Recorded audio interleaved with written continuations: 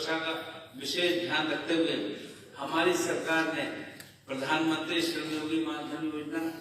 तथा व्यापारियों व स्वरोजगारियों के लिए राष्ट्रीय पेंशन योजना की शुरुआत की है और जिसको अभी लॉन्च किया है और इसका रिस्पॉन्स भी मिल रहा है। लोग इस संदर्भ में आश्चर्य भी कर रहे हैं कि ये योजना कैसे हुआ और इसको लागू करने की दिशा में सब लोग सब तरह की जानकारी भी प्राप्त करने की कोशिश कर रहे हैं। आशा है दोनों योजनाओं के अंतर्गत करीब करीब 8 करोड़ से अधिक लाभार्थियों को पेंशन का लाभ 60 साल की आयु के बाद दिया जाएगा। इस योजना के अंतर्गत सभी लाभार्थियों को 3,000 रुपये मासिक पेंशन की गारंटी दी जाएगी और इस बात को ध्यान रखा जाएगा कि उनको कोई असुविधा न हो। इन योजनाओं के द्वारा हमने ये बताने का भी प्रयास किया है कि पेंशन केवल सरकारी कार्यालयों में काम करने वाले कर्मचारियों को ही नहीं बल्कि भारत में स्वरोजगार एवं असंगठित क्षेत्र में काम करने रहे श्रमिकों का भी अधिकार है इसके ऊपर। और अब तक प्रधानमंत्री स्वरोजगार मानधन योजना में करीब करीब 33 लाख श्रमिक लोग इसमें अपने आप को जोड़ चुके हैं। बीच में चुनाव की प्रक्रिया होने के बाद इसमें कुछ देरी आ गई थी, पर अब धीरे धीरे लोग और तेजी से इसमें आगे बढ़ने का काम कर रहे हैं। श्रमिकों को सुरक्षा हमारे लिए एक महत्वपूर्ण विषय है। फैक्ट्री में काम कर रहे श्रमिकों की सुरक्षा को सुनिश्चित करने में डीजी फासली का कार्यालय एक महत्वपूर्ण योगदान कर रहा है। आपको जानकर प्रसन्नता होगी कि धारा 370 और 35A के हटाने के बाद अब डीजी फासली और डीजी माइंस के कार्यालय जम्मू कश्मीर में खोलने का निर्णय श्रम एवं रोजगार मंत्रालय ने लिया है और इसके द्वारा जम्मू कश्मीर और लेह के श्रमिकों की सुरक्षा का भी ध्यान रखा जाएगा और इसके अतिरिक्त जम्मू कश्मीर और लेह में भी EPFO के दफ्तर भी खोले जाएंगे जिससे उन स्थानों पर कार्यरत श्रमिकों की सामाजिक सुरक्षा सुनिश्चित की जाए। श्रम एवं रोजगार मंत्रालय ने कामगारों की विशिष्ट उपलब्धियों का सार्वजनिक रूप से संज्ञान में लाने तथा पूरे देश में औद्योगिक विकास उपक्रमों में कामगारों के प्रयासों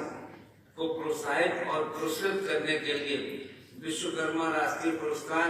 और राष्ट्रीय सुरक्षा पुरस्कार का गठन किया है। हम सभी इस बात को मानते हैं कि श्रम को उचित महत्व दिया जाना चाहिए और इसे गरिमा और संपूर्ण सम्मान मिलना चाहिए, क्योंकि कामगारों का अथक श्रम ही है जो राष्ट्रीय अर्थव्यवस्था में अपना योगदान देकर राष्ट्र को विकास की राह पर ले जाने का कार्य करता है और कोई भी देश बिना सक्षम और कुशल कार्यबल के प्रगति नहीं कर सकता है। इसी कड़ी में हमारा मंत्रालय ने हाल में ही ऐसे कड़े प्रयास किए हैं जिससे श्रमिकों को सामाजिक सुरक्षा, वेतन सुरक्षा तथा काम करने के लिए सुरक्षित वातावरण मिले। जैसा कि आप सभी जानते हैं और हमारे सचिव महोदय ने भी आपके संज्ञान में लाने का काम किया है कि हमने सारे श्रम कानूनों को जो आजादी के बाद से जो कार्यरत थे उनको बदलकर 4 लेबर कोड्स बनाने का कार्य को प्रारंभ कर दिया है और मुझे बताते हुए प्रसन्नता हो रही है। इनमें वेज कोड संसद के द्वारा 2 अगस्त 2019 को पास कर दिया गया है। इस कोड में हमने सभी 50 करोड़ श्रमिकों को न्यूनतम मजदूरी दर का कानूनी अधिकार दिया है तथा इसके साथ ही साथ ये भी सुनिश्चित किया है कि सभी श्रमिकों को समय पर वेतन मिले। श्रमिकों के स्वास्थ्य और कार्य की परिस्थितियों से संबंधित occupational safety health and working conditions code को भी लोकसभा में इंट्रोड्यूस कर दिया गया है और ये OSH कोड सभी सेक्टरों में संस्थानों में कार्यरत कामगार भाई बहनों के लिए सुरक्षा संबंधी नियम और कानूनों को लागू करने का प्रावधान है। इस कोड पर अभी लोकसभा की संसदीय स्थायी समिति चर्चा करेगी और इसके अलावा सभी श्रमिकों को सामाजिक सुरक्षा देने के उद्देश्य से कोड ऑन सोशल सिक्योरिटी का ड्राफ्ट भी बनकर तैयार हो गया है जिस पर सभी संबंधित स्टेक होल्डर से सुझाव मांगे गए। ये वास्तव में ये एक ऐसे महत्वपूर्ण कदम है जिसमें आदरणीय प्रधानमंत्री जी की रुचि है मैं इसके संज्ञान में आपके लाना चाहूंगा कि हमें ध्यान है कि 2003 और 4 में श्रम कानूनों में संशोधन करने का निर्णय तत्कालीन श्री अटल जी की सरकार ने लिया था, और दुर्भाग्य है कि उसके बाद जो सरकार आई 10 वर्ष तक उन्होंने इसके ऊपर कोई चर्चा और चिंता नहीं की। जब 2004-14 में एक फिर से मोदी जी के नेतृत्व में सरकार बनी और जब उन्होंने इन नियमों को देखा तो तत्काल इनको आगे बढ़ाने की दिशा में काम किया। और मित्रों, जैसा हम सब जानते हैं, श्रम का कोई भी कानून पास करने के लिए सभी श्रमिक संगठन, एम्प्लॉयर्स और समस्त राज्य सरकारों से परामर्श करना आवश्यक होता है। इसलिए निरंतर परामर्श की प्रक्रिया से हमने जो काम शुरू किया, उसी के तहत एक कोड हम लोग सभा में पारित कर चुके हैं। सीए वो क्रियान्वित रूप में आप सबके सामने आ जाएगा, और दूसरा अभी चर्चा में चल रहा है, तीसरा भी उसी शुरुआत में है।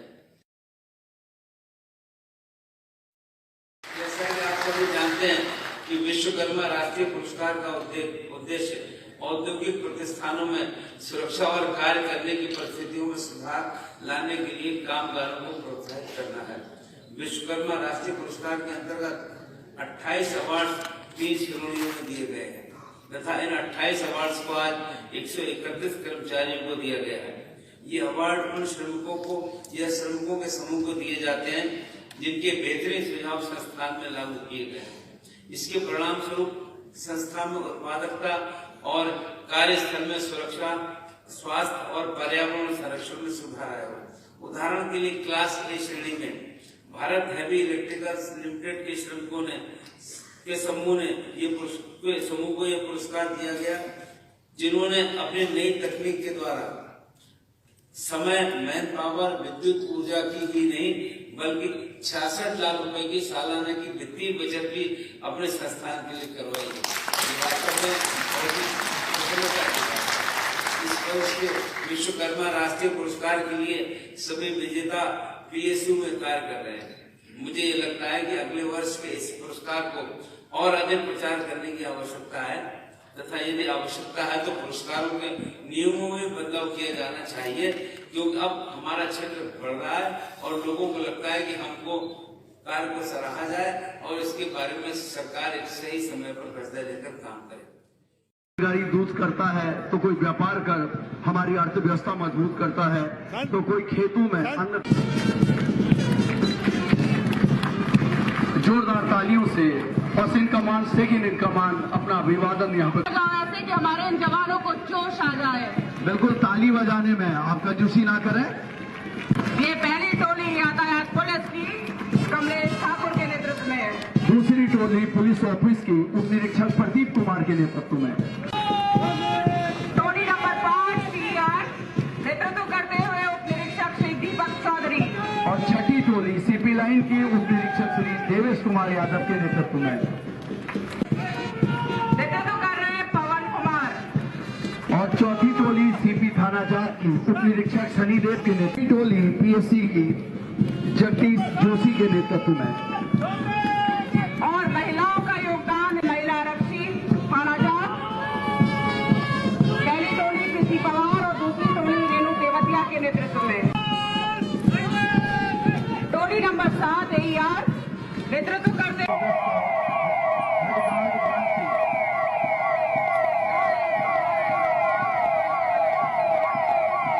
सिविल डिफेंस की टोली का नेतृत्व कर रहे हैं श्री सुनील कुमार यादव। हर भारतीय आगे बढ़े, हर संभव यत्न करे, 100 बार हो विफल, एक और यत्न।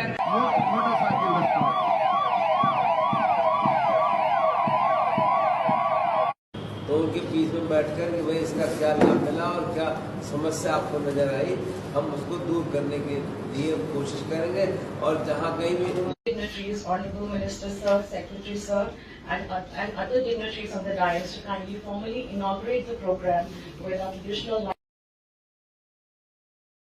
तो उनके बीच में बैठकर कि भाई इसका क्या लाभ मिला और क्या समस्या आपको नजर आई, हम उसको दूर करने के लिए कोशिश करेंगे। और जहाँ कहीं भी Dignitaries, Honorable Minister Sir, Secretary Sir, and other dignitaries of the dais to kindly formally inaugurate the program with our traditional. तो उनके बीच में बैठकर कि भाई इसका क्या लाभ मिला और क्या समस्या आपको नजर आई, हम उसको दूर करने के लिए कोशिश करेंगे। और जहाँ